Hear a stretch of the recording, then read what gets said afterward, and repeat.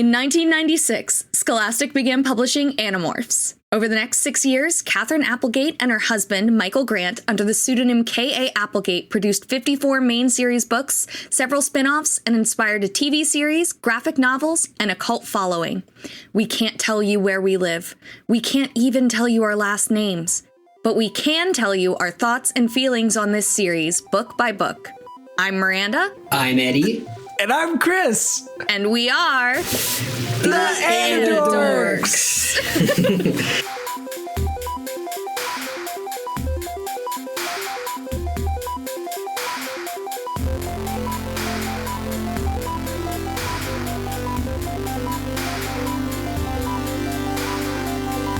These may be kids' books, but we discuss dark themes and mature content. There may also be some explicit language. Listener discretion is advised.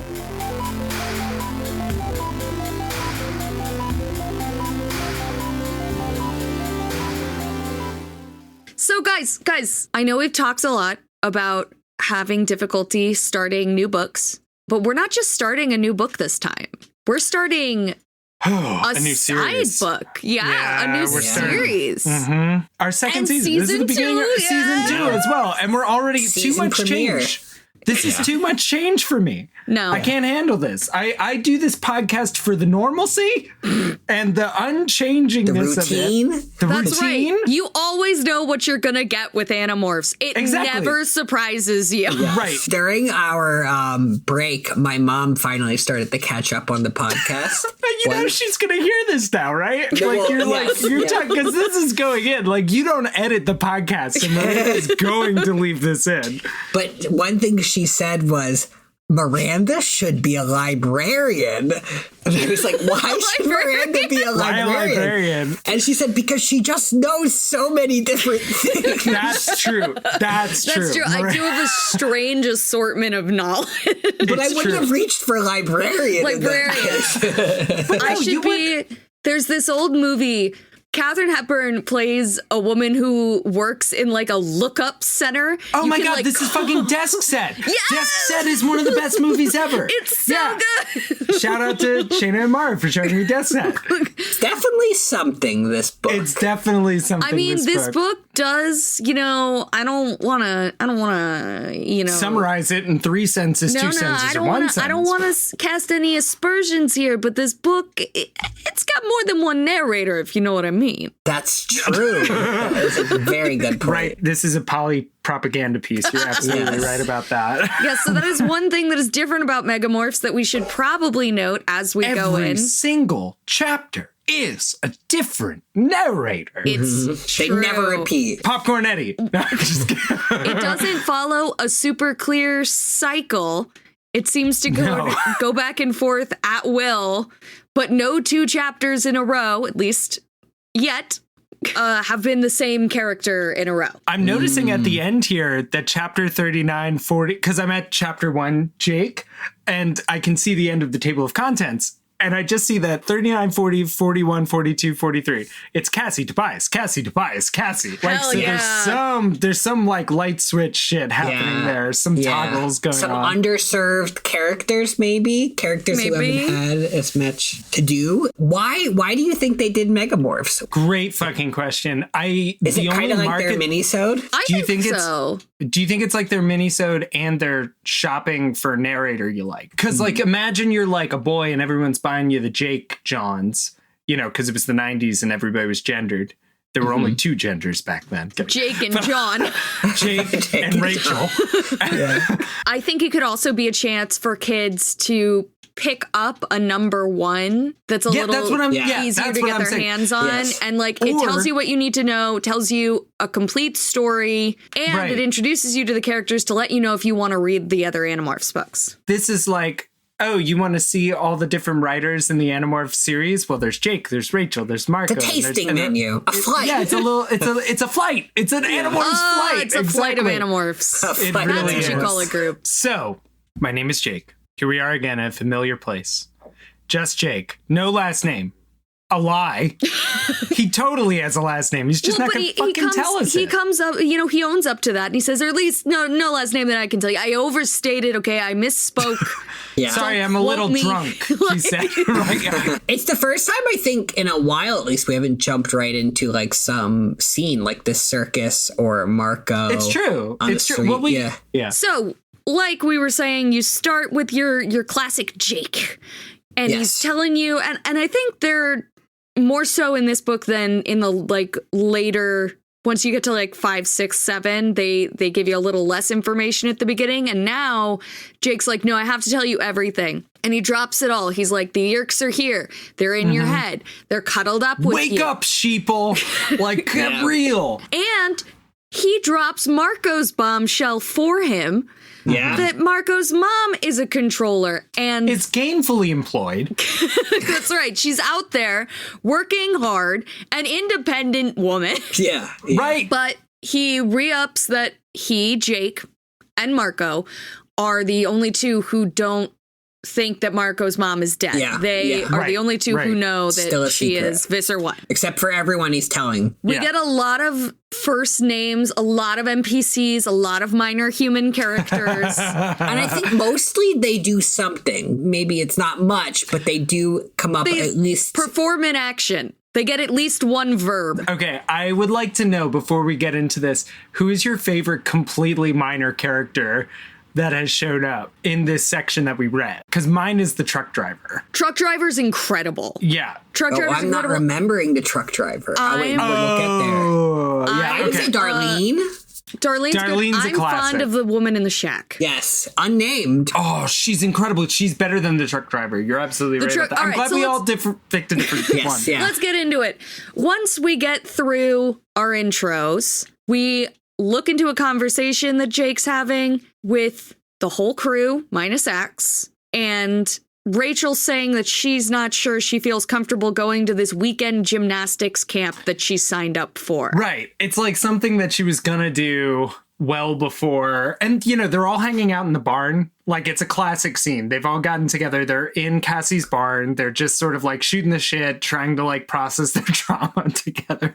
And Rachel is like dumping that she has this gymnastics camp and she can't imagine taking a day off from being an Animorph. But it which, seems like I get, but time off is so important. And it seems like they're trying to turn it into a weekend that everyone takes off. Yeah, just a normal weekend. What I can't tell is it summer vacation? It seems like it's not if it's a weekend camp, but they do mention it being warm. More than I think they've mentioned weather in most other I think books. It's warming up. Like maybe I would need spring. some sort of data science analysis of how much it does. You're right, though. It does seem warmer. 2 things I want to hit in our little intros of everybody that I skipped because I'm doing great today. We have some lines from Jake that I just think bear a little more attention. We have we 6, 5 Animorphs and 1 Andalite. Why isn't Axe an Animorph?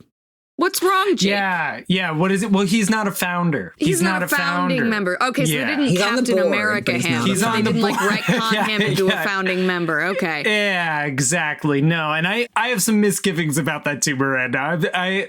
I also think Axe is an Animorph. Yeah. I also think if it should be at least anyone who can morph, which excludes Tobias, if anything. Hold on, though. True. But that means Visser 3 is an Animorph, Eddy. That's like, true. You gotta be careful. You gotta be careful with your delineations here. Well, so speaking of Visser 3, the other line I want to point to here pertains to him, and that is that Jake refers to him as being an evil genius. And I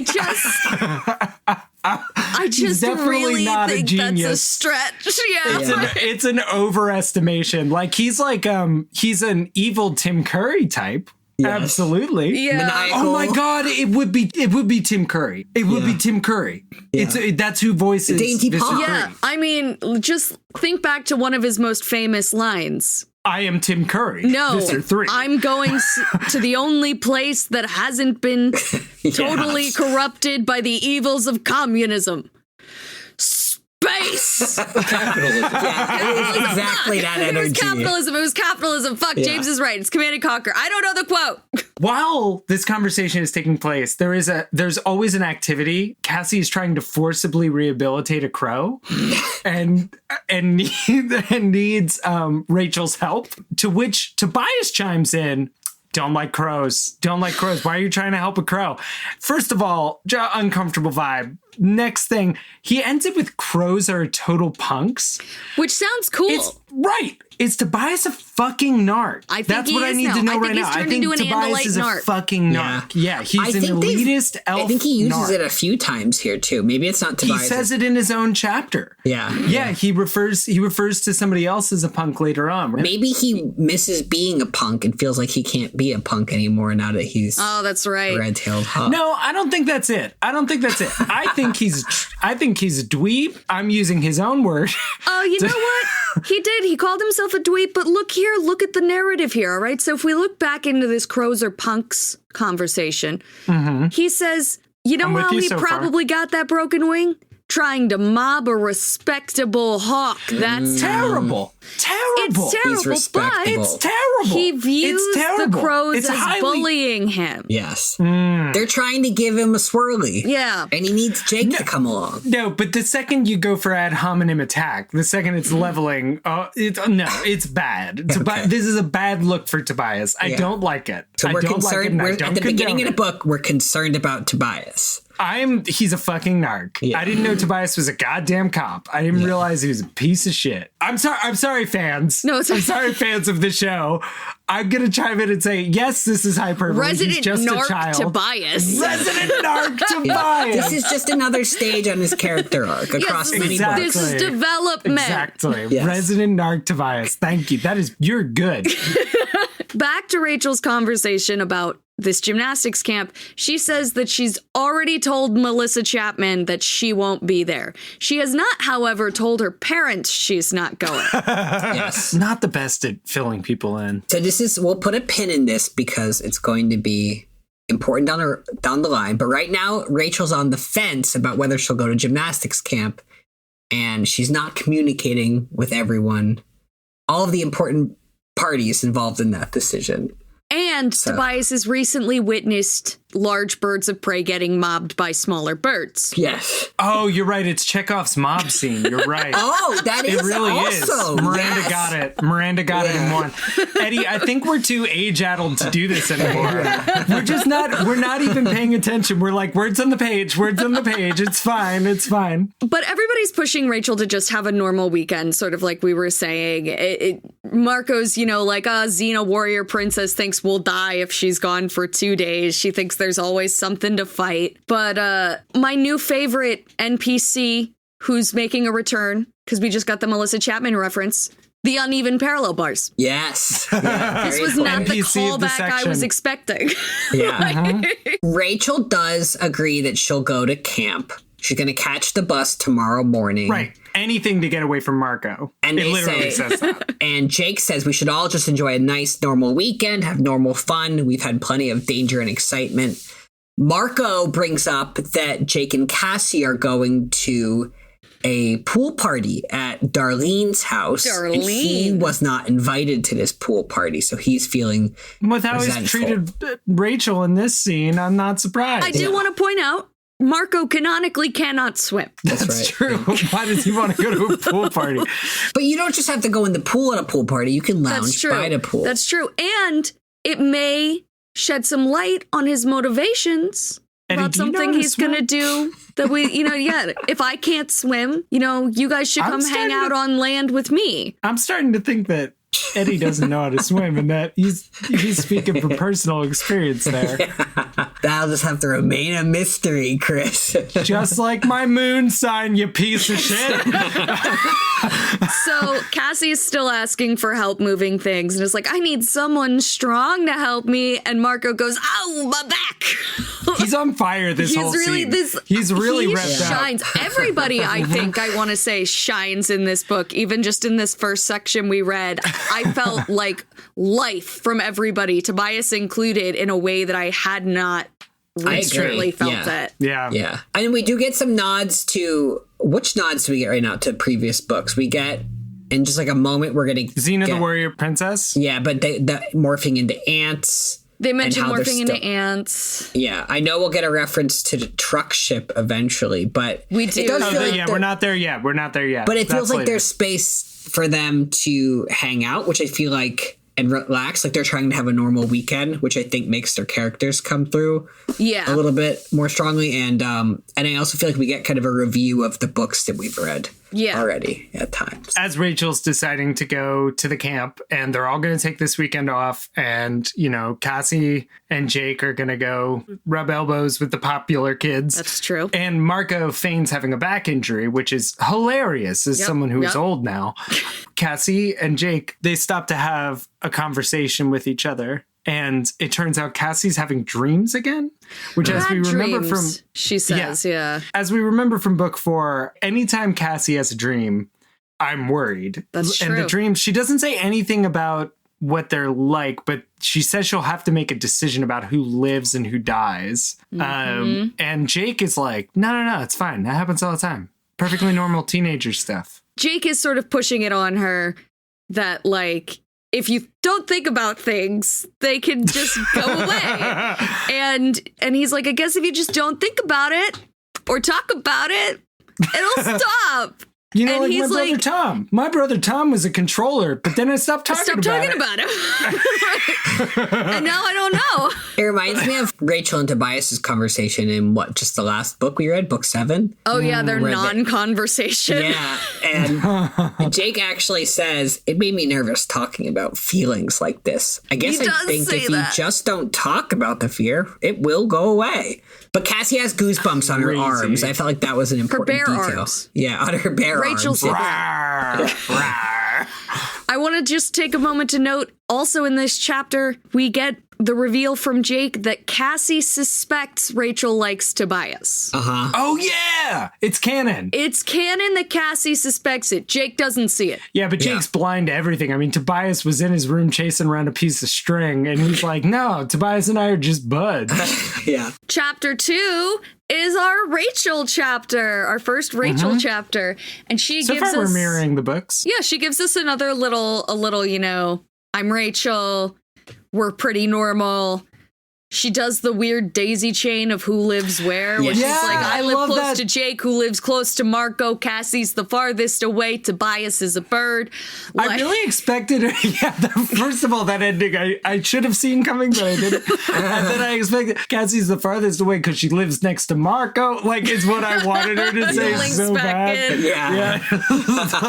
Yeah, we also get who lives with who. So we get a review that Rachel lives with her mom, and Jake and Cassie have their parents around. It's very strange. Like, it's like just catching up on what their lives are like. Oh, but it's like, but it's also the child of divorce is the one who notices who has parents and who doesn't. So yeah. I think for the first time, Rachel addresses Jake as being kind of stupid. The first time I think it comes up in the book. Which is the pot calling the kettle black. It is like, I'm so sorry. It is like Rachel, I love you. I think you're great, but your decision-making skills are going to come into question coming up. And the last thing I think we have to hit here is what we were talking about before. She says that Marco came up with the name for their group is Animorphs. Persons who can morph animals. And I think animal morphers works better. Everything about this sentence is wild, start to finish, back to front, because we start with persons, which is strong. I used to look at amusement park signs and be like, Dad, why does it say persons and not people?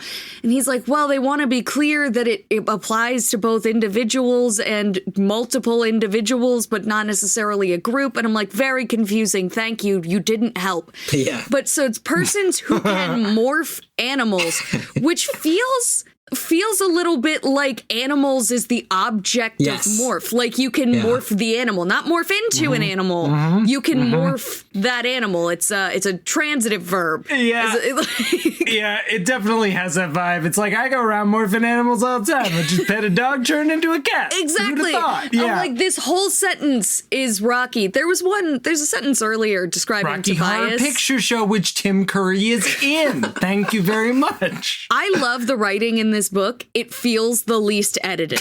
Yeah. There's a really bonkers list early on describing Tobias that is clearly what we would refer to in the biz as a complex list that should involve semicolons because there are commas within each item you're talking about. Wait, I'll read it quick. It does not. It's just comma, comma, comma. Tobias was trapped forever in a body with long, comma, powerful wings, comma, ripping, comma, taloned feet, comma, and fierce, comma, angry eyes that stared at you around his hooked Oh my beak. God. I remember reading that and I just blanked it out because I was like, yeah, I know what they're going for here, but like, Jesus Christ. Reading this sentence is a little like having a stroke. Like, there are other sentences we'll hit in this book that they're just bizarre sentences. Yeah, right. Like I said, love the writing. Feels the least edited. Yeah.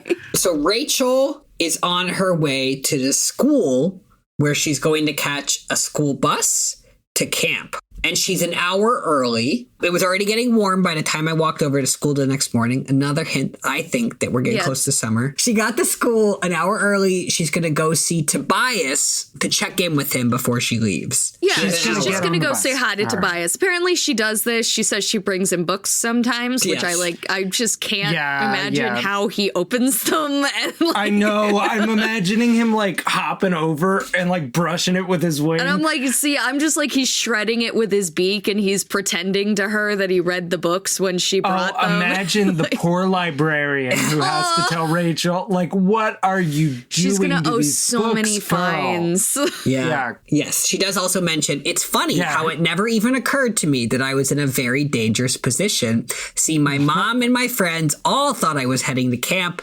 They wouldn't expect to see me for a couple of days, but the camp people didn't think I was coming, so they wouldn't expect to see me either. That seems...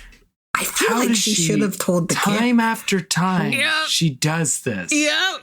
And it's just her. It's like, just tell a friend where you're fucking going, man. Yeah. Like, just like... It's funny, though, because I read this and I was like, nothing bad's going to happen here. It just like... Of course not. Wait, really? I was like, why is she mentioning this? we have...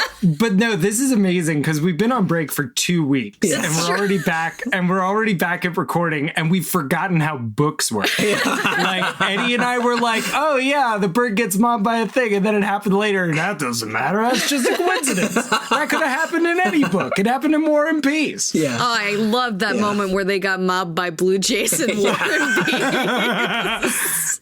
We do get some amazing, like Miranda, you were just saying, I feel like we're back with the morphing descriptions. Like, this is what I've been craving. My lips grew hard and stiff. Yes. The strangest thing, though, was my skin, the flesh of my bare arms began to melt like candle wax. Yes. Eddy's word for word note on that is, fuck yeah, this is why we're here. Every few sentences, I was just cheering. Like, it formed intricate patterns like a tattoo of feathers. My feet had split open. Eddy's note there, they sure did. So she has morphed her bald eagle morph, one of her trademark morphs. And she gets a flapping and she gets in the air. She's stoked for the hot day thermals. That's really the first stoked. correlation she made when she was like, it was hotter than usual in the morning. It's like, fucking dope ass thermals. Yeah, man. good for thermals. I'm gonna get up there. I'm gonna hang 10 on those thermals. Okay, so Rachel's in the sky. She's a bald eagle. eagle. She fucking loves it. She's like, nothing is better than this. Rachel sees Axe trotting along. I don't really understand why. Is it just because Axe hangs out in the woods with Tobias? Is that right? I guess so. It's also like, was he in human morph when we were hanging before? I think this might be the first time they... Okay, yeah, then this is the first time they introduce Axe. So we're just she hasn't seen him in... She maybe hasn't seen him in a day or two, so she wants to say hi. She's like, I'll swoop down. I'll say hi to my bud. And she's like, I'm not going to thought speak to him beforehand, to like let him know I'm coming. I'm just going to swoop. And then she's like, I'm in some trees. And she's like, oh, a cute little nest of baby birds. That's so cute. Look at the baby. Swoop. Swoop, swoop, swoop. Yeah. She gets destroyed. Yes. By a bunch of blue jays and plows right into a tree. My favorite thing is she says they were, quote, Mobbing quote, me. close Yeah. quote, me. She uses quotes like she's like borrowing the word from Tobias, but like it's just a word. Yeah. She flies headfirst into a tree, basically as hard as she can. I don't know why she did that. I don't know why she thought that would solve her problem. And then with her last thoughts, she says, morph out. Rachel, morph out. And then she blacks out. And she blacks And then I was out. gone. And then we cut to Marco. Yes. And Marco he's in the middle of telling a plan to Axe. And that plan is they are going to infiltrate Darlene's pool party because Marco was specifically excluded from it. He specifically was not allowed to come, not invited. And he believes this means she likes him. Yes. But before we get into that, Marco does introduce himself in a very memorable way. He says, He does. By the way, hi, my name is Marco. I'm an Animorph too. I'm the smart, cute one. No, seriously, Jake is the bossy one. Cassie's the nice one, Popcorn Eddy. Rachel is the stupidly brave one, and Tobias is a bird. I am the cute one. All the girls think so. And Axe, all except Darlene. Darlene. The exception that proves the rule. Darlene. And yeah, we're going to get some great names here. Darlene. Yeah, Darlene's a great name. He's trying to explain what it means to like someone. Axe gets a couple really good lines in here. He gets, so you are not wanted at this party, but you want to go anyway? It's like Data at the beginning of a TNG episode. I don't understand. If you're not wanted, why would you attend? Yeah, so Marco's like, nope, only possible explanation is that she likes me, so I have to spy on her to get proof that she likes me. And Axe is like, is that normal? Like, do you normally avoid people you like? And this is where we come back to explaining the higher forms of love. Yes. But this time from the opposite perspective of Marco explaining the various levels of like and like. Yes.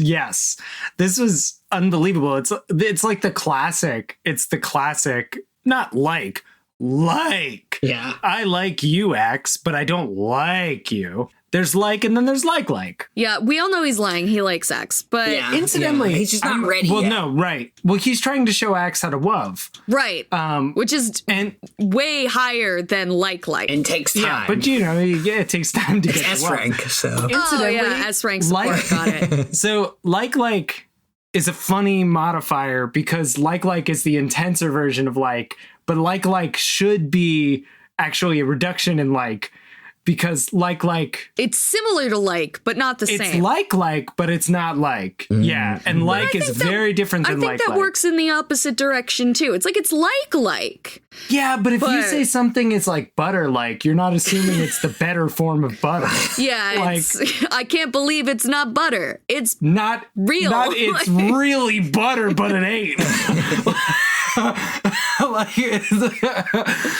don't think that bit worked. It didn't work at all, but we sure tried. It's like, here's what it actually is, Miranda. It sure is. It sure is butter, isn't it? Marco is asking Axe to go to this party with him because he wants to see what Darlene says about him while he's not there because he's convinced that Darlene likes him. Marco's catching Axe up. He's saying Jake will be there, but Jake is not going to help me spy on Darlene. Now, is he? Neither will Cassie. Cassie doesn't exactly fit in with the cheerleader crowd. They talk about clothes and guys. Cassie talks about animals and saving the world or whatever. Whatever it is Cassie's always talking about. And then in another absolute zinger of a line, Axe says, "Pardon me if I sound skeptical, and please don't be offended. But I sense that maybe this is a dishonorable idea." And Tobias arrives and says, "Yep, you got it. It's dishonorable." Yeah. It's but he's bad. but he's also helping. He's got a mouse that he hands off to Marco. And we find out that Marco is maybe blackmailing Axe to help him because Axe has fleas. Yeah. And Marco has promised to give him a rare medicine that is flea powder if he helps it. And apparently the fleas morph with, because he's not losing them. That's true. I would say Marco is controlling the supply, okay? Yes. He's not blackmailing him, but he's setting the price, you know? They call morphing an andalite biotechnology, and I don't know if we've had the phrase biotechnology. No, that's a new development, When I was done acquiring the mouse, I handed it to Axe. He had to use both hands to hold on. Axe arm. How small is this hand? How big is this mouse? Keep going, Ed. I'm in it. Andalite Keep arms going. and hands are kind of puny. Of course, they also have 4 legs, and those are pretty strong. I mean, Axe can haul when he wants to. Keep going. I'll bet he could do 40 miles an hour. And can you just for me, can you do the next 2 clauses Then as there's well? the tail. The tail is the reason Andalites will never be considered truly cute. Which is the only reason why Marco can entertain dating Axe, because there's no threat to his cuteness supremacy. Yes, that's right. That's right. He's like, I'm the cute one. Yeah. So, it's like Marco's noticing Axe for the first time, at least this book. Tobias jumps in to be like, Marco, you know Jake's gonna not respond well to you morphing for personal reasons. And Marco's like... Which, by the way, describing... just like, I'm sorry, I had to morph for personal reasons. I had a family emergency. I had to morph. I had to morph. I'm sorry, I had to take that. And this is when it's revealed why Marco is so upset about not being invited to Darlene's party, really. And it turns out the last time he was invited to one of Darlene's parties, he floated a Baby Ruth bar in the pool and told everyone it was poop. Yeah. So, all right, new fan theory number 37. He pooped in the fucking pool. It was his fault. Swim. And that's why he pooped. He was scared shitless. He thought he was going to drown. And then he pooped. And then he was like, no, it's just a Baby Ruth. Ha. I think it would have come out at some point that it was not a Baby Ruth. Yeah, when you pull it out of the pool, it's going to pretty clearly be what it is. As a person who's pulled a few things out of a pool. Oh my God. You're telling me you could tell a Baby Ruth that's been in a pool for an undisclosed amount. This is disgusting conversation. Yes. Wait, I have but something. The point is, I think he pooped in the pool. Chris, we really missed all of the clues because on the next page, Tobias is talking about even we predators get ours sometimes. He does it again. Saw a bald eagle get mobbed by a bunch of jays this morning. Yeah, I slammed into a tree. I caught that one. I didn't. You didn't catch that one? I caught that one. Yeah. I'm one worse than Miranda. You're 2 worse. My note says, I watched Rachel get murdered this morning, lol. That's my note too. Yeah. That's my note too, but it's in my own private, mine just says, shit. Yeah, I must have just been following the dialogue too closely and then just missed everything. We gotta get you fired from that dog job, dude. Like it is taking your brain. Yeah. Axe does say Darlene likes him, but she doesn't like him. That's pretty much how everyone feels about Marco, Tobias said with a laugh. I like that bit. Axe thought to himself, I like Marco. Yeah. I like. So we cut back to Jake. And Jake's at the pool party dipshit saying that he's saying he feels bad for coming because Marco's much more mature now than he was 2 years ago when he floated this Baby Ruth and he wouldn't have done it again. And Cassie's like, we said we were going to have a normal weekend. Why are we talking about Marco on our date night? Jesus Christ. Like, they do not sound like 13-year-olds here. We said we were going to have a normal weekend for once. This line is really great to me. We were sitting in those long pool chairs, and then he says, the ones you can adjust so you're lying down or sitting up. Yeah. Recliners. It's never been long to a pool chairs, and then that wasn't enough. 40 or 50 kids around a personal home pool. Yes. Yeah. This seems massive, right? Yeah. Yeah, this is like a party scene in like a contemporary movie where there's like a DJ and like lights. Yeah, and it's just a house party. And you're like, nobody does this. It's not even a birthday party. And there are cold cuts. Cold cuts have been provided. Cold That's exactly cuts. right. Chips Cold and cuts. dip. There was decent rock music playing. Yeah. Some kids were Yeah, even it was- dancing. Probably like Sum 41 or something. Smash Mouth. Oh, yeah. Somebody that's once told exactly me the what I hear, world is yeah. gonna roll me. I ain't this. And then it like fades down to a quiet volume and they start talking. I thought we were going to have a normal day. Yeah. No, Jake is dancing. The moment he hears Yeah. Smash Mouth, he's dancing. They're just chilling, and then they're screaming, and more screaming. Yeah, And Jake has like a PTSD flashback. Yeah. he does. And He starts almost checking the kills the exits. person next to him. Yeah, Right. And then they realize it's Darlene is one of the ones screaming, who's going running through things, and she's going, "Oh, oh, oh, get it away!" Like Andrew Dice Clay. Oh! Oh, we get a girl named Tracy. I didn't catch that before. I didn't even catch Tracy. Yeah, that is the only time This Tracy is girl mentioned. named Tracy Yes. yelled. She goes, mice! Mice!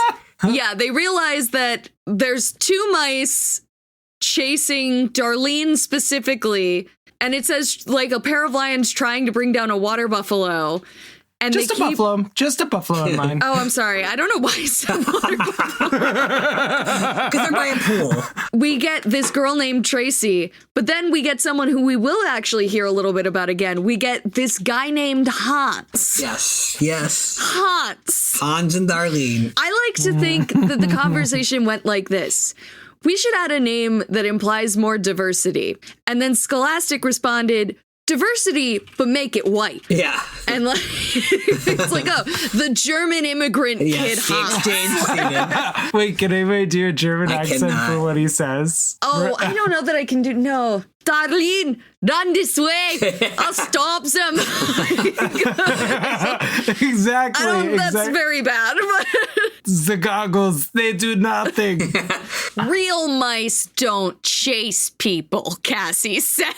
Yeah. And then they just know it's Marco.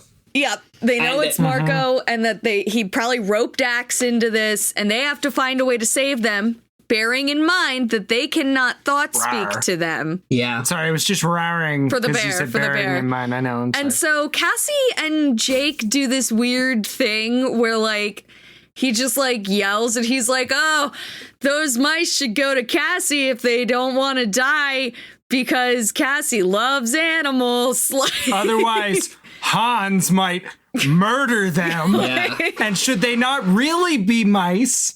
Should they be children in mouse form?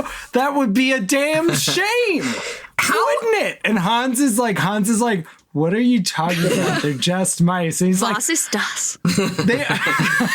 they are just mice, but what if they weren't, Hans? What if they had the What if they souls were of fucking children? It was pandemonium. 40 kids running around like idiots. Like, that's not something that happens literally anytime you get that many children Yes. together.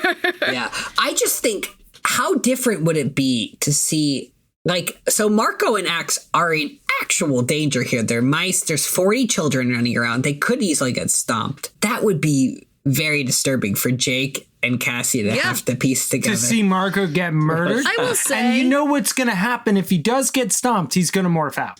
Yeah. Oh, Guts So, everywhere. Yep. I will say, though, it's harder to step on a mouse than you think, both in how fast they are and in how much they can squish without getting hurt. So I get a little bit confused about what happens here. So Yeah, this is definitely Darlene ambiguous. reaches the patio door, right? Yep, so she runs into the The house. mice run into the house after Darlene. So the mice are inside. Then Jake and everyone else, Hans included, all reach the door, and then they fail to enter the house, right? Yeah, they all get there at like the same time and run into each other, like 8 of them, Yeah. and they're giggling for some reason.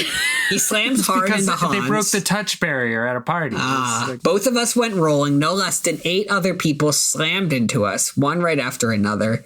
It was like some bad football game. All of us jumbled together, yelling and giggling and pushing. I mean, Jake's done this before at the basketball game. Yeah, with Lana and Terry. yeah, Where's Lana and Terry? Yes, they're there, I think.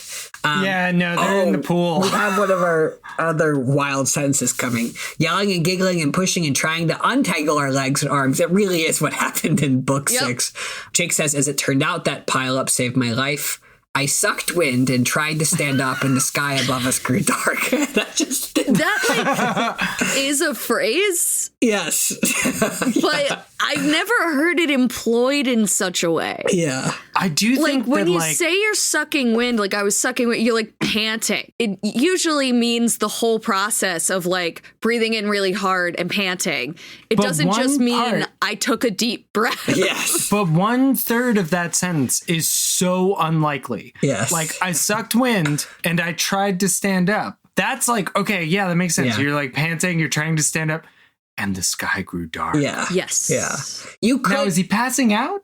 Could be. You could put a period there and just have, I sucked wind and tried to stand up. The sky above us grew dark. You should. But you should. Yeah. You should put a period there. Your sentence should never. Yeah. It's correlation, not causation, you know? That's what's going on with that comma. Like a flat tornado. Yeah, maybe we should just read this whole thing. Yeah. Do you want to popcorn it, Ed? Sure. It was so sudden, Popcorn Chris. And so, Miranda. Complete popcorn. That everyone just froze.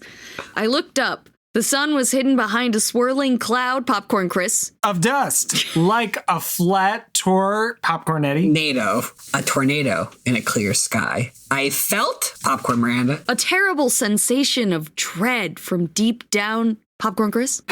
Inside, the dust swarm grew solid. Within seconds, it assumed, Popcorn Miranda, A shape like nothing ever seen on planet Earth. And then it, Popcorn Eddy. struck. wow. Yeah. So no idea what's going on there. Flat tornado is hard for me to see. Flat tornado makes no sense. So flat tornado to me is like a oh my God, you have an explanation. Get the fuck out of here. I just like can see in my head if you looked at a funnel cloud from directly underneath, how it would sort of appear two-dimensional due to forced perspective. Yes. So I see like a funnel cloud that like looks like it's more like a concentric series of concentric circles. Yes. That's what I think it would look like. Yes. And why wouldn't you say it looks like a fucking spiral? Because it's a then you, cloud. Miranda, would do the work for us. Why would it look like a tornado at all? Because it's You're still right, it's cloud-like. Yeah. Tornadoes aren't made of clouds, they're made of wind. Yeah. Well, Miranda, that's helpful because we encountered this a few more times before it actually starts to make any sense to me. I'm Googling what are tornadoes made of? What is a flat tornado? So, chapter 5, we're back to Marco. We've all had a couple chapter 5s in our lives. You know what I'm saying? So we're getting the same scene from Marco's perspective. Nothing else really happens. Marco and Axe make it to the basement, and we hear, this is important information, Marco and Axe are demorphing, which we do hear a shout of right at the end of Jake's chapter. He hears thoughts speak from Marco. And then Marco is telling Axe to do his human morphs so that they can try to just, like, leave Yeah. as people instead of mice, which is how they got here. Yeah, I guess I'm skipping over all the stuff of them morphing into a mouse. He like references that he looks like a weird Mickey Mouse. He I don't used know. the phrase achieved total mousehood, Yes, which that I was think great. deserves a shout That's out. pretty Yes. good. Also, yeah. while Marco's hiding under Darlene's chair as a mouse, he describes her legs as looking like two gigantic pink pillars, which I thought was just bizarre. And It then is very later he bizarre. says her big pink leg. Yes, for the Stuffed For animal. the rest of it, it's mostly just a description of the scene from their point of view. We do hear that Marco thought spoke to Darlene. Yes. Yes. To get her to think of Marco? This is really fucked up. This is like it's like the equivalent. He thinks it's the equivalent of going through a party and be like, "What about that Marco fellow?" But it's not. No. It's so much grosser. Yeah. And he like literally injects his name into Darlene's head with thoughts. Right. And So- then Darlene responds negatively, and that's when Marco decides She to doesn't seem chase her. troubled by it. She actually does seem to think that she just thought, or that someone said Marco's name. Yeah, that someone said Marco. Yeah, but no, she's upset by the thought of Marco. She's like, I don't even want to think about Marco at my pool party. Don't mention Marco at my pool party. And he gets really mad about that. So that's when they decide to chase her. His theory was that Darlene didn't invite him because she liked him, liked him. And so he thought if he went as a mouse to her party, he would hear her talking about him, but Darlene actually doesn't bring him up at all, so Marco has to insert himself into her. And then what she does say is negative. Yes, yeah. She says says he's not funny, which is the real kicker. That's what really hurts him. And no, I mean, that's brutal. But here's the other thing. What was his best case scenario? So he shows up as a mouse. Darlene's like, oh, that Marco, what a stud. And so funny. And then, like, what next, He'll bud? just feel confident to talk to her at school, knowing she likes him. Yeah. But his plans still seem to be he was going to go downstairs. He was going to morph back to human. Axe was going to morph back to Andalite and then morph as human. And then they would emerge from her basement together. I think. Yeah, they need to leave. Like, they can't stay.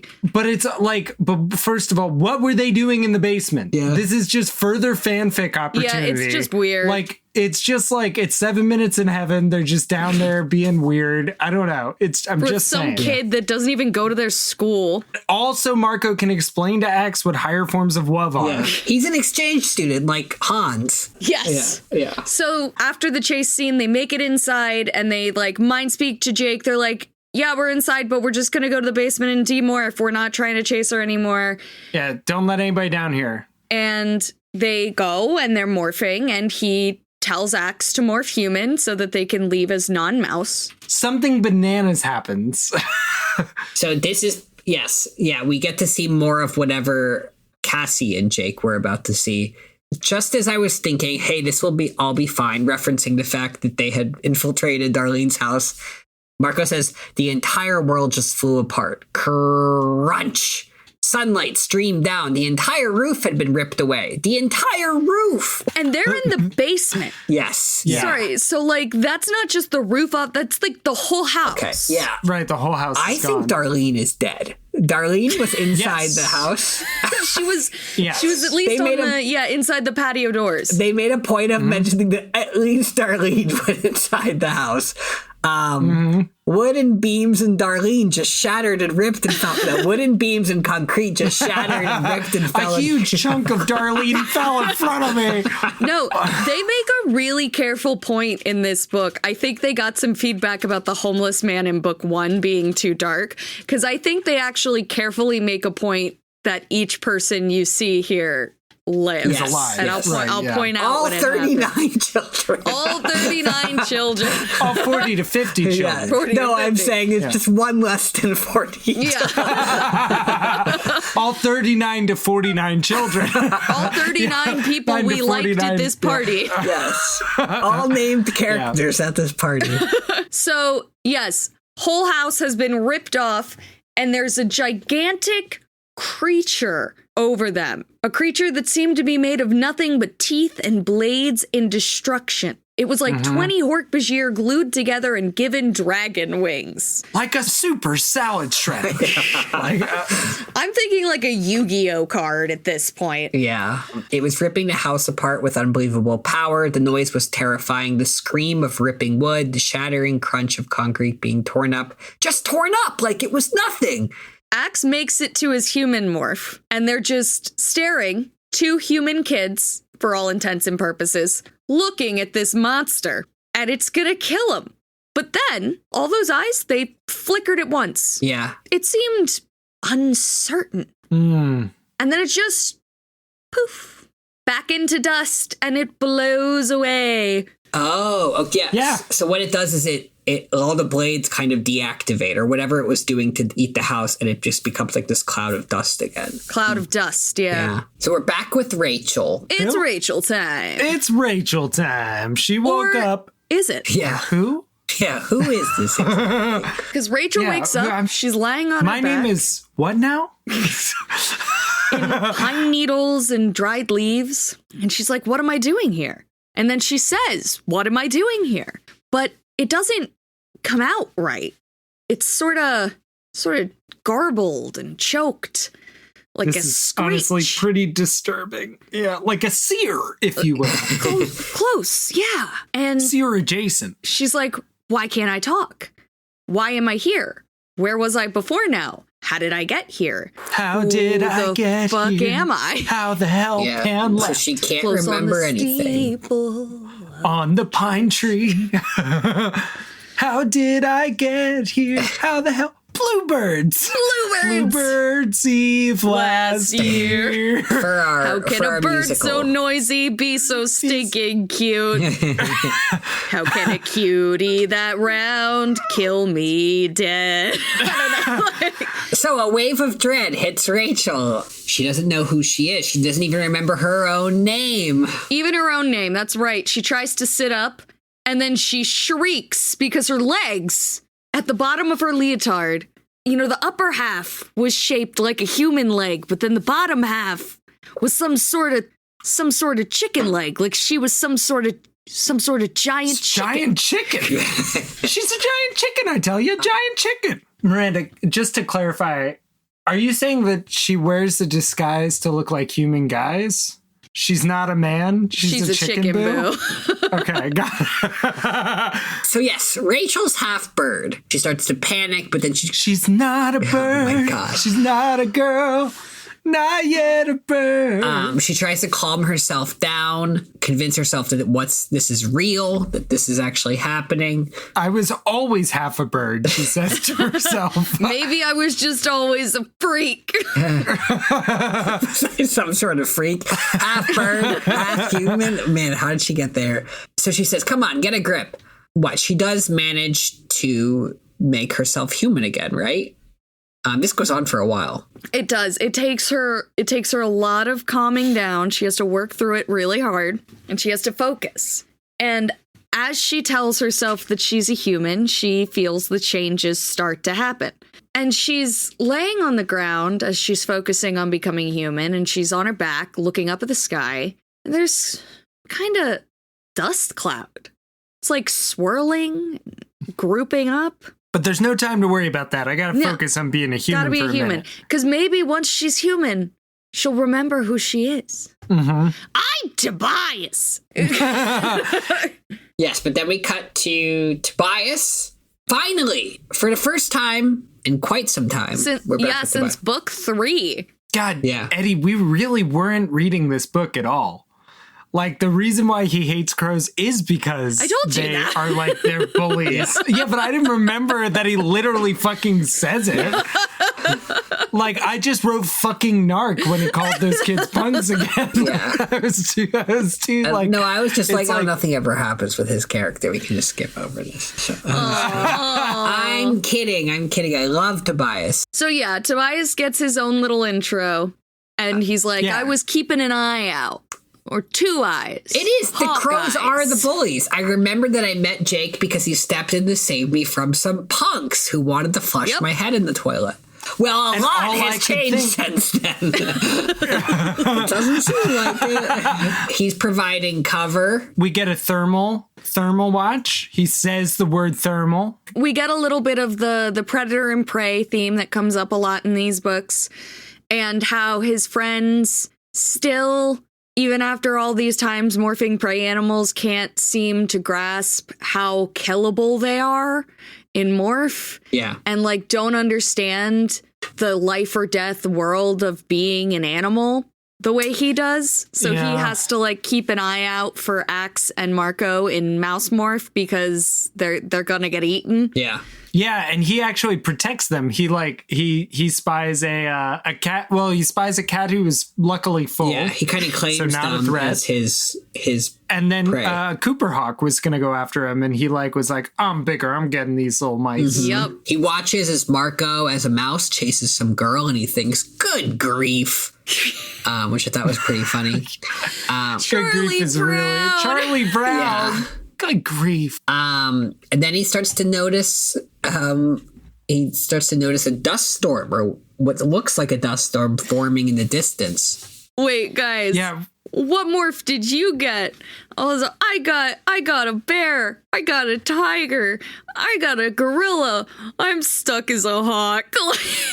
It's the good grief. It's the I got a rock thing. Yeah. It's the I got a rock. I got a rock. I got a hawk. Sorry, go ahead. It swirled like a compact tornado. I was fascinated because wind is very important to me. Wind is life and death to me sometimes. Yeah, why does he hedge? It's just say all the time. Just say it's life or death to me. And then... Yeah, go ahead, Chris. It wasn't a dust cloud anymore. It was a fucking creature.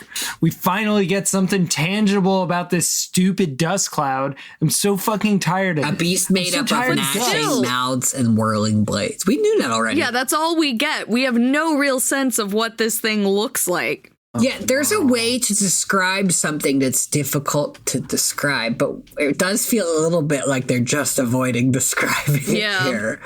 Azathoth. Oh, Azathoth is kind of like that, isn't he? It's Azathoth, yeah. What's that from? Azathoth is a deity in the Cthulhu mythos and dream cycle stories of writer H.P. Lovecraft. Made of blades. What are you, Emmy Ashiro from the Fate franchise? All right, let's move on. We're required to have fucking one every episode, so. He's made of swords! Tobias dives down towards the house, but then just as he starts to arrive, the beast begins to dissolve. Tobias pulls up again, and he watches, I think, as the dust cloud, the dust beast moves towards the woods, right? And yes, even when it flies apart into particles, with his superior hawk eyes, he can see that they're flowing in a stream at incredible speed toward the woods. Yes. And in a way that wind would never blow such particles. Yeah. His knowledge of wind, it being life and death and all. Yeah. So we go back to Rachel. Yeah. Focusing, again, with all her might,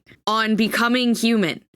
She is morphing. She says something interesting about a sudden feeling of nausea when her stomach reappears. Oh, weird. That is weird. Yeah. How would one be nauseous without their stomach, I guess is the idea there. And she's horrified by the idea that she's done this before. Yeah. When she finally opens her human eyes and sees a giant mouth and whirring blades trying to kill her. Yeah.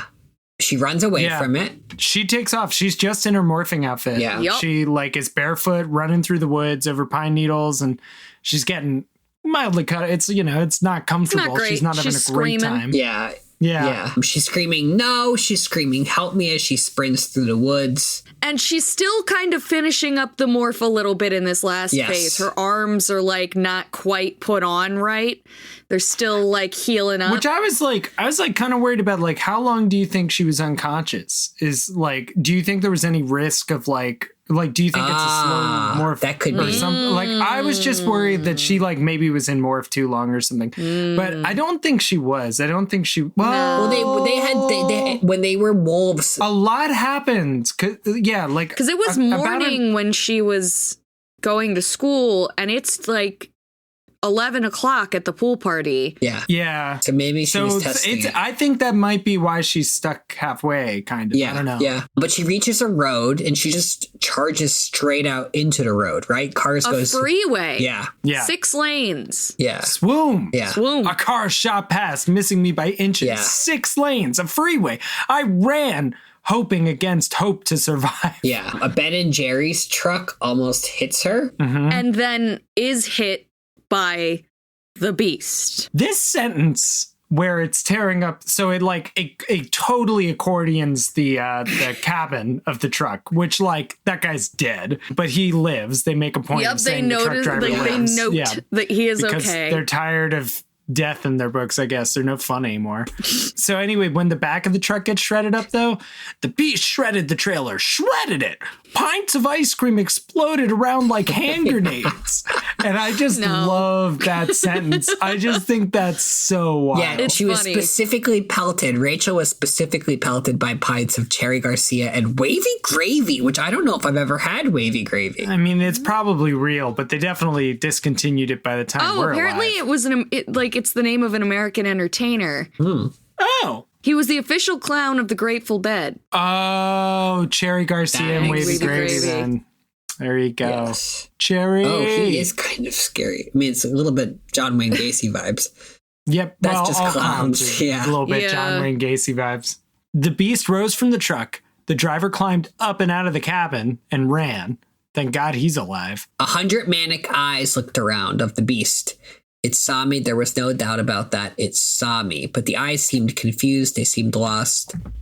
The beast saw me, but did not recognize me. And the beast dissolves into dust again and blows away. Suddenly, as I cowered in the ditch of the median strip, the beast simply dissolved into a cloud of dust. Just imagine, this child surrounded by a bunch of car wreckage, a huge beast like about to kill her, and then just turns into dust and goes away. It's very anime to me. Yeah, it's very cinematic. Like when the Digimon broke through into the real world kind of thing, where they were like real things but not real things, and like, yeah, I love it. I absolutely adore this. I want this. Like, honestly, it was very good. They should make a MegaMorphs movie. They shouldn't make an Animorphs movie. I don't think it's as easy to do. I think they should make an Animorphs series. Yeah. And then have this is Serenity to Animorphs' Firefly. Yeah. A man with a camcorder emerged from his car and began taping the wreck. From far off came the wail of a siren. I just wanted to get away, whoever I was. Whoa, so mysterious. That's how the chapter ends. Yeah. Yeah, I really think if this was another book, this sort of action would be happening towards the end, but we're in the first third of the book and this is happening. Yeah. Mm-hmm. That's right. We get to chapter 9. Cassie. Tornado my butt, Marco said angrily. It's so fucking good. The whole gang is together watching the news coverage about the tornado. Well, the whole gang minus Rachel, because she's, of course, at gymnastics camp. Yeah. Right. So they're watching. And not unconscious in the woods or amnesiac in the woods. Yeah. And they're not just watching the news, they're recording the news. They are, because they see something in a moment on the screen, and they're going to rewind to see it again. But before that moment, we do get Darlene with her parents picking through the wreckage of their house. So that's alive. so sad. Yeah, and they make a point of in the news. Yeah, in the news report, it's like they make a point of like the children were mighty scared, but they were only just slightly scraped up, and the house was fully insured. It's like Marco says that's a good thing because we're talking about a lot more than the paint job there. The house was fully insured, and the claim was accepted. So they're watching the news, and they notice a familiar figure standing among the wreckage from that camcorder. Right, because after they finish up the story on Darlene's tornado, it's about this other tornado that was out on the highway that broke open an ice cream truck. And in that footage, which we can, as you said, Eddy, so rightly attribute to that random gentleman with a camcorder who would just happen to be there. They see a familiar figure, and Cassie immediately is like, rewind, pause, frame by frame, like we gotta look at this girl. Tall, blonde hair, barefoot, wearing a black leotard. Like, come on. Yeah. So she calls a character we all know and love. Incidentally, if they had been smart enough to get morphing outfits, they would have recognized her straight away. That's true. That's Animorphs screen right there. Yeah, so she calls, they're like, okay, but Rachel's at camp. So Cassie calls Rachel's sister, Jordan? She calls Rachel's home. The house. Yeah. Well, she calls the house. And they Jordan don't have picks cell phones. up. Yeah. So they call the house and gets Jordan. Yeah. And this is just some like really top tier, like 9 or 10-year-old girl writing to me. Is Rachel home? Duh, Cassie. She's at the gymnastics thing, the camp. Like, that's just top tier. Chef's kiss. We were all saying duh back then. Yeah. So they confirm Rachel is not there. We also get a little tidbit that Axe does not recognize this creature. He does not know what it is. Yeah. But it came after them, and it looks like it may have gone after Rachel. And they finally decide that it is Rachel in the clip. Yep. Like they're like, oh, with this new information that Jordan thinks that she's at gymnastics camp, they're like, oh, she's definitely in trouble then. Yeah. Yeah. Oh, there's a little bit back to what you're referencing, Miranda, too, where they do wonder aloud if it's some Yeerked weapon, but it should have finished them off. Why wouldn't it have finished them off? And do we want to talk about what they're not putting together here? Because I know we were discussing it in the... Yeah, I was hitting it pretty hard in the notes. Yeah. That, I mean, and I guess I have to, they've only had 2 instances of it at this point, and they weren't there for the Rachel thing. But it seems to appear when they're morphing. Yes. And when they're done morphing, it gets confused and it leaves. So, or when someone else starts morphing, right? But also, like, it's like hard to perceive things when you're in morph. Yes. Like, I think it's a little tricky to put together. We got 5 different perspectives. We don't know. And we all know these kids aren't talking. Yeah, they don't know that they Rachel don't say anything useful to each other. And Rachel's also they just found out that Rachel is still in the picture, that she's not at gymnastics camp. So right. They thought she had died chapters ago. Yeah. My theory at this point, though, goes back into the fact that Marco referred to morphing as a biotechnology of the Animorphs, because I think that's what the monster's keying into. Did I say of the Animorphs? Of the Andalites. Biotechnology of the Andalites. So if this thing is looking for Andalites, or more specifically, maybe something that's morphing, it comes in, and when they're done morphing... Now, in the case of Axe and Marco, it went to Rachel because she was actively morphing. But when it leaves after it breaks the truck, it looks at her like it doesn't know why it was chasing her.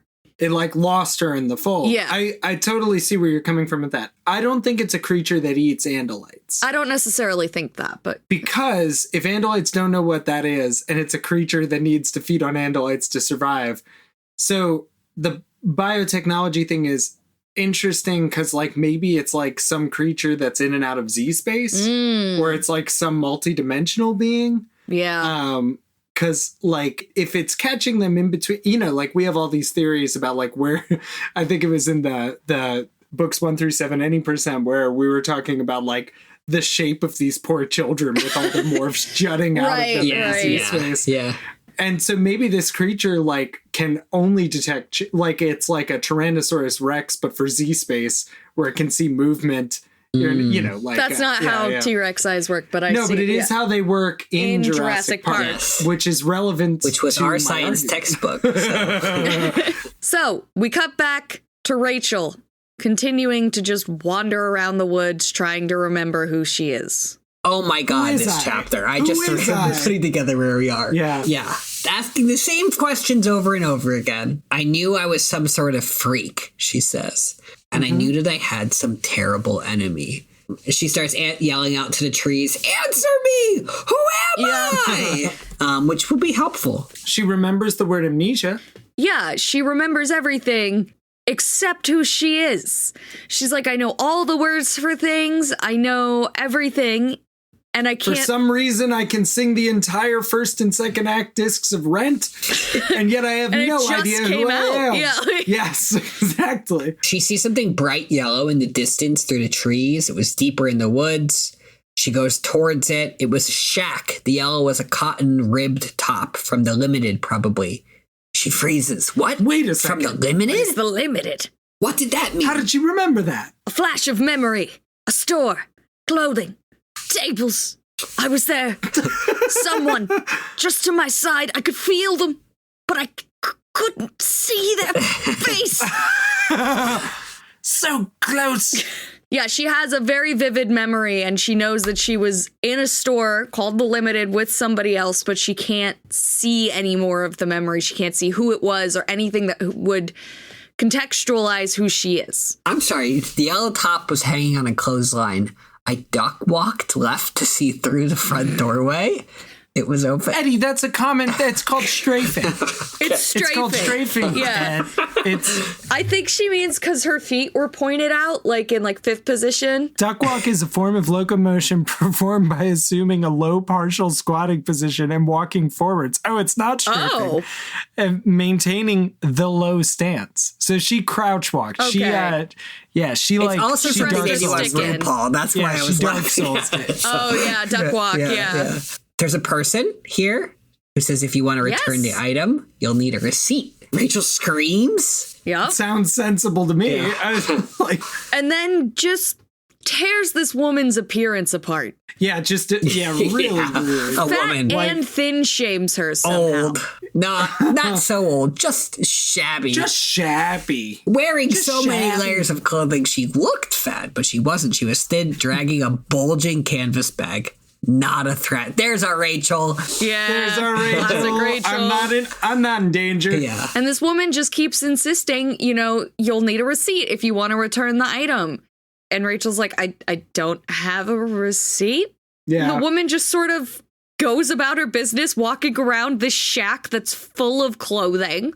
And she's just piling clothing up in this little shack. She's pulling items out of her bag and putting them in random piles. I don't know exactly what gets into Rachel here, because she's like, I could use some shoes. That would be good. I remember shoes. She's like trying to figure out how to like get that from the woman. She asks her name, and then she says something wonderfully cryptic. When Rachel says, "Can you tell me your name?" She turns to her with a sly grin and says, "My name or its name? We are two, not one. Yes, if you want to return an item, your name, please." Rachel cuts in. "It's gone now," she said craftily, "but it will be back. Oh, yes, they'll be back. They never go away forever. Diamonds." I guess wild. normal. Yeah. And this next line, too, right after that, I guess normally I might have been frustrated. I might have even gotten annoyed, but I now knew what it was like to have your brain betray you, which is like kind of wild. It's just a wild thing for... Yeah. So she gets into a yes-anding pattern with the woman, though, because she's like, I could really use shoes. I would make it through the forest much faster if I had some shoes. So she's like, well, I don't want to return something. What if I want to buy something? And she picks up a piece of like, what is it, pine bark? Yeah, the woman's like, do you want to pay cash, credit, or check? Like, and she's like, Rachel's like, got a credit card right maybe here. It was a little mean, but I pretended this was a credit card. Yeah. I think it's great. I think it's really clever. But when she does this, it sort of like breaks the woman's scene. She's confused and she starts asking if she's in the store. Mm-hmm. And Rachel's like, this is your store. And then the scene sort of snaps back into place, but she's very shaken up. Yeah. Mm-hmm. Yeah. And she's trying to play along, but she seems confused. And while Rachel has her back turned and is digging through the clothing piles looking for shoes, she's not finding any shoes that fit her, which, we've all been there. But the big thing is the woman really has a change of heart about the whole situation. She becomes convinced that something is living in Rachel's head, i.e. She says, Yeerked. are you one of them? Right. And Rachel doesn't remember what Yeerks are, this is just a wild, like, it's one of the most complicated in terms of like who remembers what and what is being said, things the books have done at all this far. Yes. Yeah. Because the old woman asks her if she's one of the others, the ones who live in your head. Rachel continues to be confused, but the woman says there's only one way to know for sure. And then while Rachel is trying to put on some of the shoes she found, the woman opens a trap door in the floor of the shack and releases her into a dirt basement. Yeah. And you really have to have one of those for company. If the party's over, and they haven't left yet, just pull the trap door. They're outside. You're inside, safe and sound. Well, and the old woman actually hits Rachel hard enough to knock the wind out of her. So that's what she opened the door. So did she fall? No, I think she hits Rachel. Fall. Yeah, she hits Rachel into the trap door. Yeah, she tackles her into the trap door. Yeah. Wow. Yeah. The woman was all over me, shoving, clawing, scratching, and screaming. Screaming, Yeerk, Yeerk, Yeerk. Rachel gets another one of those flashes, like of the store, where suddenly she gets an image of the Yeerk pool under the school, but she doesn't know what it is. Yeah. She throws her down the trapdoor and then slams the trapdoor shut, and it almost hit her in the head, I guess. And she's still chanting Yeerk. But so Rachel begs to be let out of there. She says she's not going to hurt her. And the old woman says, no, but we're not going to know if she's a witch until she burns. No, you don't want to hurt me. You just want to crawl inside my head like you did before. Crawl inside my head. Make me give you my husband. Make me give him to you. My children, all for you. All for you controlling me in my head, but you died, didn't you, Yeerk? So is this a woman whose Yeerk died in her head? Well, that's, first of all, incredible. But they did destroy the Kandrona, right? Could be that. What about, weren't there some humans who lived? There was one human who made it out in the first book? Yeah. Yeah. From the thing? I don't know. That's true. I'm just saying, like, she didn't get re-yeerked and she went crazy from the experience. Yeah. They didn't really give her a path back to, civilization. they were just like, oh, you'll figure it out. And I feel like it would be one thing to be Jake and have people who can confirm your experience after you get the Yeerk out of your head. But if you're just removed from, like, if you have no one to tell if you don't. Oh my God. And if you had a voice that loud in your head, how would you even process that? Like that would And how would you process the sudden absence of that? Yeah. Would you be able to go back to what used to be normal? Yeah. It's horrifying. This whole scene is played for horror super well and is super creepy and like really kind of cleanly done. It's very well executed. It's really good. Yeah. I feel like Rachel has to be up there in terms of getting like the most difficult scenarios, right? Like, maybe Tobias God and is Rachel testing her. Yeah. The Elemist is testing her. This chapter ends with a great line too. Was I crazy too? Was that the truth I was hiding from myself? And then we just go on to something the fuck else. Like, it's so horrifying. It's so wild. We go to Jake, who is with Marco. They're trying to go to the spot on the highway where the Dust Beast was, because that's their last known location for Rachel. They take the bus, but there's a newly erected bus stop right at this junction. Yeah. Ever since they put in that ice cream buffet. People have been trying to get there, and the city responded. I feel like this is mostly pieces getting moved around, right? Like this is it's not a lot. I'm trying to say status update. There's no point of where they say where Cassie went, but Tobias and Axe meet Jake and Marco here, right? Yeah, and Tobias says something pretty disturbing to Marco because he's preening when Marco and Jake arrive, and Marco makes a joke about it being about his looks. And Tobias is like, it's not about looks. I'm cleaning and straightening my feathers. You fly better with clean feathers and straight feathers. Straight. I'm straight. Yeah. And Marco says, how'd you even get dirty? And Tobias says, I was hungry, so I ate a mouse. A mouse, just like the one you became this morning. It wasn't a very clean kill. Any questions? Any other questions? Marco becomes ill.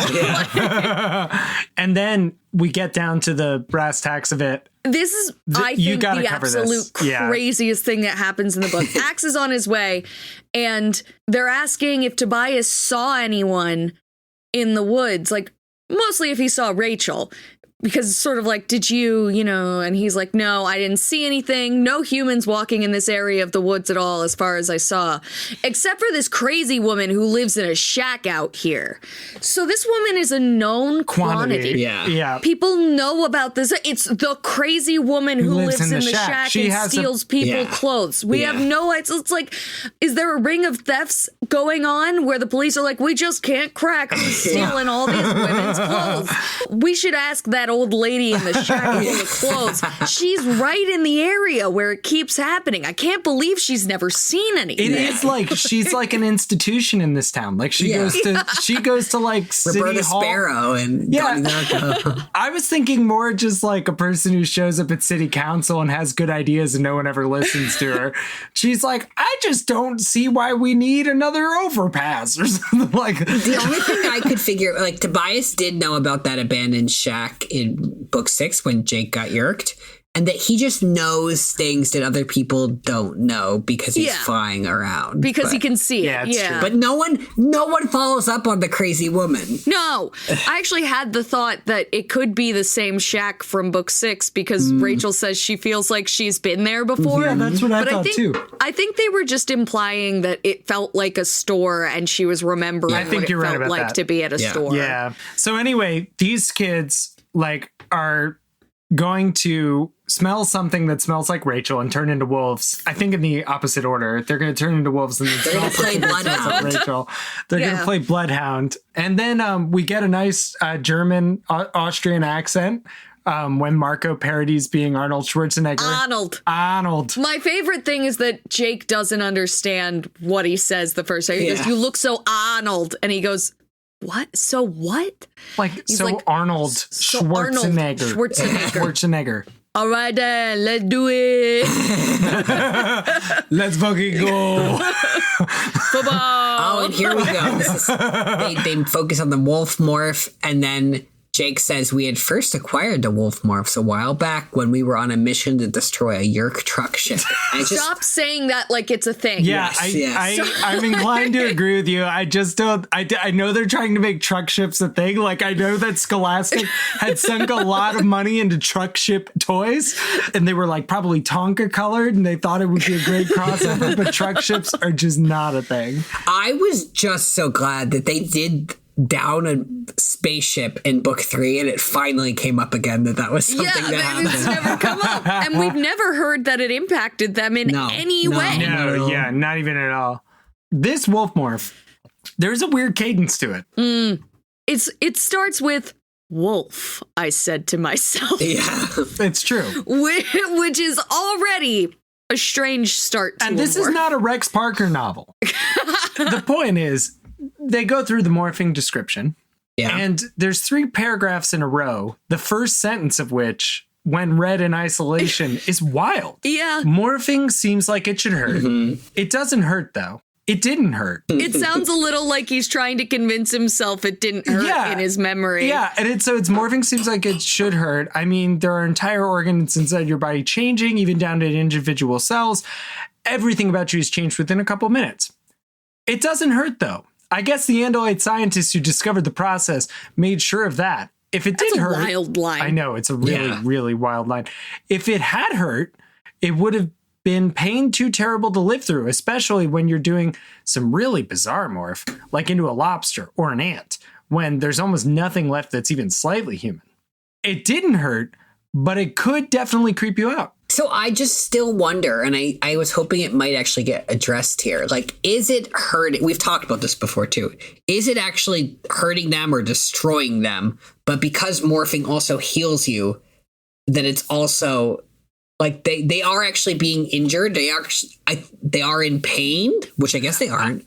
But they're also being healed through the process. Does that make sense? I don't know that morphing heals you, though. Like, it's unclear. So, like, when we say heals, we've noticed them be in harm in one state, then move to another state. Yeah. So, like, if you're an animal and you morph back into human after having been, say, bitten in half, like Marco, which, well, that was such a laugh. Oh, man. Oh, man, guys. I think I'm dying. Yeah, like, then your human parts are still whole, but that copy of the shark parts was in half. But then, like, that just gets reset because it's like, a file you loaded up. Yeah. Like, it's non-destructive editing. Right.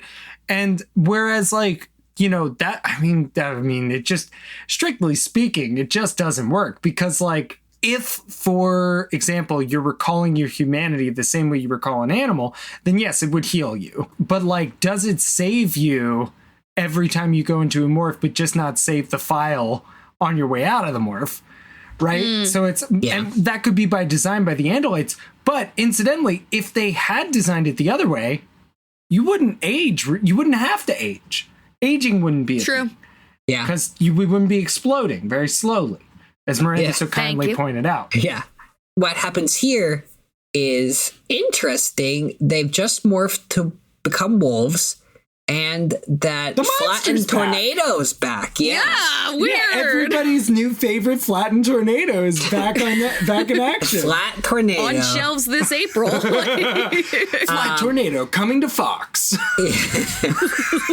We cut to Rachel just as the flat tornado arrives at them. She's still stuck in the shack. She's learning about herself. Not a Shake Shack. Not a shack. Not a Love Shack. A burning shack. A burning shack. That's right, because she has discovered that she is a person with a fiery temper and that anger can keep her from fear. Yeah. And the woman sharing the shack with her has discovered that fire is a good way to kill people. Putting it very generously that they're sharing the shack together. Wait, can we talk about something here, though? Rachel has these flashbacks. She thinks of Hork-Bajir. She thinks of the bear. She thinks of the ants.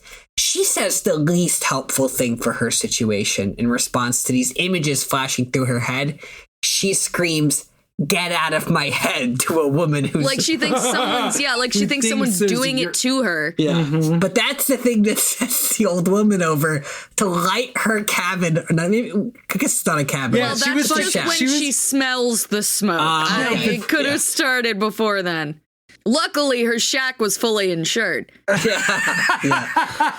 Yeah, she was like, well, I was just going to pen you up for a while, but now that I'm convinced you're a Yeerk, I may as well let you on fire. Yeah. But Rachel is not reading the situation. She says, let me out of here. The shack's on fire, as if the woman doesn't know. To which the woman responds, you won't get me again, Yeerk. Won't get fooled again. Won't get Yeerked again. So, yeah, Rachel's trapped in a fire. The woman appears to be gone now. And she's trying to scream and she's coughing and she's just like, I just need power. Power to break down these logs. That's right. I need to explain a little bit how this dirt basement works. This house is apparently one side of it is on stilts. Those stilts are rotted logs. The other three sides are on a dirt foundation that stops just inside the walls, and there is a dirt pit underneath it. Mm-hmm. Dirt on three sides and rotting logs on one side. Yes. So she just needs enough power to break these rotting logs. Mm-hmm. She just, in those moments, surrounded by flames, the sparks flickering in her eyes, she knew that there was a power inside her that she had access to. The amazing, straining, bulging, explosive power. A bear. Bulging. We cut to Marco again. Chapter 13. Tobias came shooting down towards us. He wanted to make sure we knew that the monster was back. It's coming. And we're like, yeah. It's coming, you guys. Your new friend is here. And they decided it would be easier to handle as wolves for some reason. So they're going to fight it. That's what they think at first. Even though they know they're going to die, they have to do what they have to do. Marco's trembling with fear. I was on all fours. I missed it. We have an all fours I missed it too. Oh, yeah, I literally missed it. Where is it? At the top of 74. Oh my God, highlighting it after the fact. But then he quickly realizes, when I looked up to see the beast forming, I knew the wolf wasn't nearly enough. No animal morph could fight this thing. That happened very quickly. Yeah, so I morphed into a fighter jet. He calls it the beast of 100 mouths and 100 whirling blades. I believe Azathoth has a similar description and it will sing the song that ends the universe, I believe. But its song will fail and thus the world will turn to ash, Something right? like that, yeah. Yeah. No, sorry. I merged it with the Pokemon the movie 2000. You're so correct. But it's basically the same. It's basically the same. Except it will rise up to quell the fighting, but alone its song will fail, and thus the world will turn to ash. How are you feeling right now, Ash? Well, I'm kind of wishing my mom had named me Bob. Actual line from Pokemon the movie 2000 that has never left my brain. Which is different than the Pokemon movie, right? Yeah, it's the second one. It's the second one. Who are you? What childhood did you grow up in? You aren't the third. Aren't you the middle child in our family?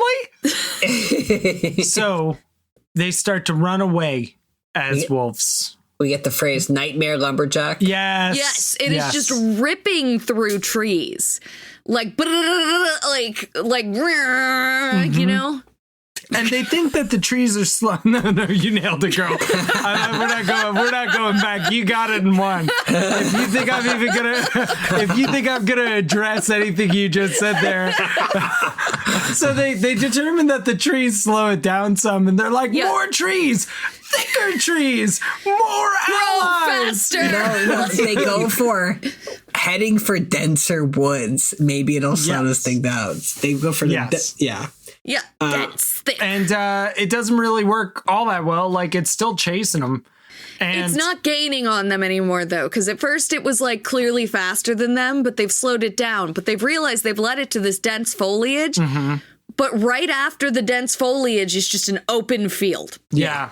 And then they smell burning. Smell smoke. It sets off alarm bells in the wolf's mind. Hear a human scream. And the monster hesitates, and it steers itself in a different direction toward the fire, toward the girl morphing into a bear. Yes. And not the wolves who are done morphing. Yes. Right. Like, it had the scent of them for a minute, and it flew in a direction towards where it last saw them. And now there's a new vector, and it's going that way. Mm-hmm. Yeah. We cut to Rachel screaming, "Arg!" She was in a shower of flames as bits of wood and fabric fell around her. She couldn't breathe, so she's in the basement still. She's trying to escape from the burning shack. She has the power flowing through her, just like Jake in book 1. The power! Yep. The ecstasy! Yeah. And suddenly, she's bare enough. Yeah, she's bare enough. She made it through, and she slams through the rotten logs and comes out in front of the house. Mm-hmm. And then... That's how I do it every day. She stood on 4 legs. She saw her front paws. They had thick, coarse brown fur and long, sharp black claws. And then she gets a flash of memory of herself in third person, which I think is interesting. They came for the bear. Came for me. Yes, I thought. Grizzly bear. I had become bear. Was still becoming a bear because she's still not quite completely morphed. And aren't we all? Like, when it comes down to it, you know, like, as old as we may get or as settled in our lives, you know, we're always becoming bear. Yeah. And again, in an "Are You My Mother" type reprise, she shouts, "What am I?" for the 3rd time, and this time it comes out as a bear noise. And she thinks that maybe she's just crazy. Maybe whatever a Yeerked is that woman was yelling about, maybe that's what she is. This is a bad case of amnesia. It's really bad. Yeah, I think maybe I might be a bear. What we call bears are Yeerks. Right, yeah, no, the English language, very confusing. So, needless to say, the blade monster, the flattened tornado, arrives. And it's attacking her. Rachel thinks no one attacked the grizzly, not if they wanted to. She rears up on her hind legs. She's 10 feet tall. She's mighty. I'm sorry.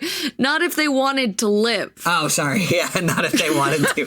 I just took the line. I didn't know line. Not if they wanted to. Not if they wanted to live. Once again, I got too into You're the gonna performance. do the Yeerked swap here, right? As we hit the end of the episode. Yeah. So she rears up on her hind legs. She must have been 10 feet tall. She knew she was mighty. She roars. She swings her massive paw at the hovering beast. And then she gets thought speech. Another animal is racing toward her. In her head, she hears, "Rachel? Rachel, is that you?" And she looks and she sees what we know to be Axe. And they all just stare at each other. Rachel stares at Axe. Axe stares at Rachel. They both stare at the monster. And Axe is like, "Rachel, is that you and Morph?" And Rachel asks, "Rachel, Is that me and Morph? Is that my name?" And then the beast made of dust attacked. Dun, dun, dun. And very fucking frustratingly, Eddy, who now gets to pick when we start and stop these pieces of shit, is telling us that we can't ever know what happens in this book and that we have to wait a whole fucking week. This is a book where every chapter ends in a cliffhanger. So that's true. I guess it works. I'm not talking anymore. Read to find out what happens, Chris. I'm going to move. Listen next week to find out what happens. I'm going to move to a real podcast where they finish their plots and where they respect my humor and where they call me nice things.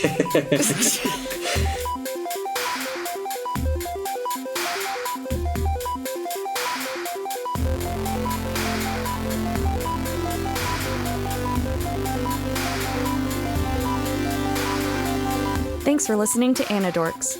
We'll be back soon with lots more to say. Until the Andalites return, or at least until next time. See you soon.